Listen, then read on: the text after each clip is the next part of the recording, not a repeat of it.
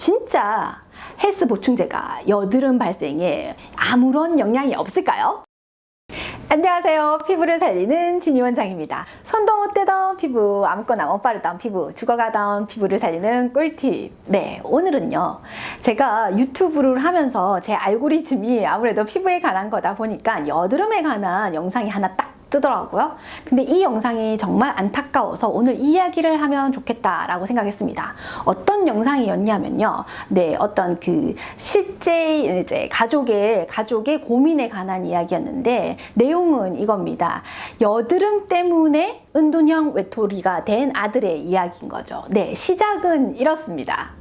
네, 이 아들이 처음에는 청소년기 때 여드름이 전혀 나지 않다가 고등학생이 되면서 헬스를 하기 시작하면서 헬스 보충제를 먹기 시작했습니다. 아버지에게 사달라고 해서.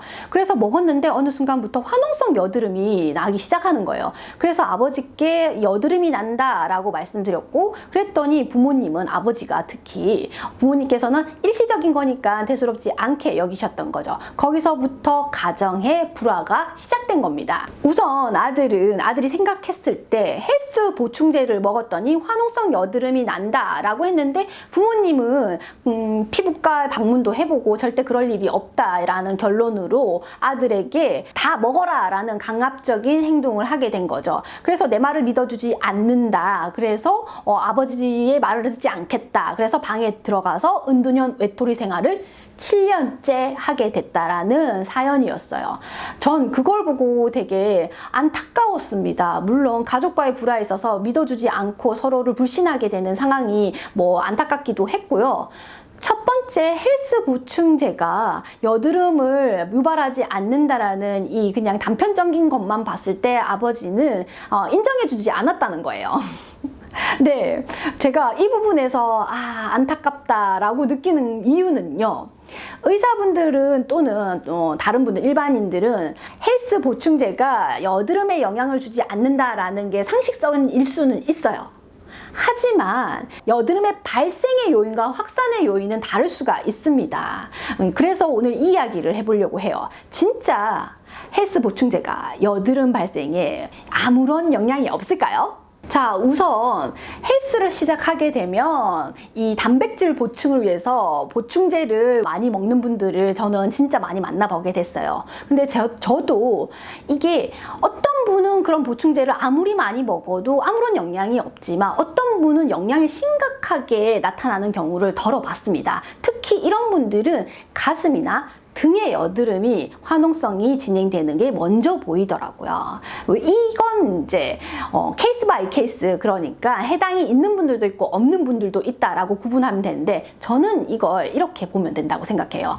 발생하게 만들진 않아요. 그러니까 유전적으로 내가 여드름이 없다면 이 아무리 보충제를 많이 먹는다고 해도 여드름을 만들어내지는 않는다는 뜻이에요. 하지만 내가 여드름 유전자가 가지고 있다면 이 보충제를 먹음으로써 어떤 부분에서 자극을 받거나 영향을 받아서 화농성 여드름을 만들어낼 수도 있는 확률이 있다는 거죠. 그걸 좀 더 상세하게 안내를 해드릴게요.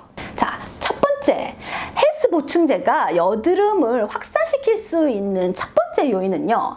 특히 직구 상품으로 스테로이드제가 들어있고, 그 다음에 탈수제가 들어있고, 흥분제, 카페인 성분이 많이 들어있는 경우는 영향을 미칩니다. 여드름에 악영향을 줄 수가 있어요. 한마디로 이 성분 다 우리나라에서는 이제 거의 금기시 되도록 만들어 있고, 이 함량률에 대해서 제재를 가하는 편입니다.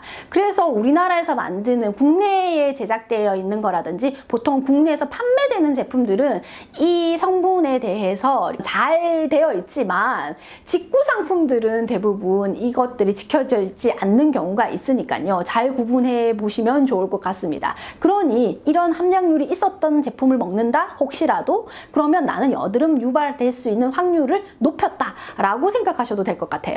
그리고 두 번째는요. 헬스 보충제에 단백질 성분이 콩 단백질도 있고 동물성 단백질도 있고 많이 있긴 한데, 첨가제들이 많이 있긴 한데 그 중에서 우유에서 추출한 유당 단백질이 있을 수가 있어요. 그러니까 많이 있어요. 이런 경우는 진짜. 그런데 내가 유당 분리증이 있는 분들, 그러니까 한마디로 우유를 먹었더니 설사를 잘해. 저 같은 경우에요.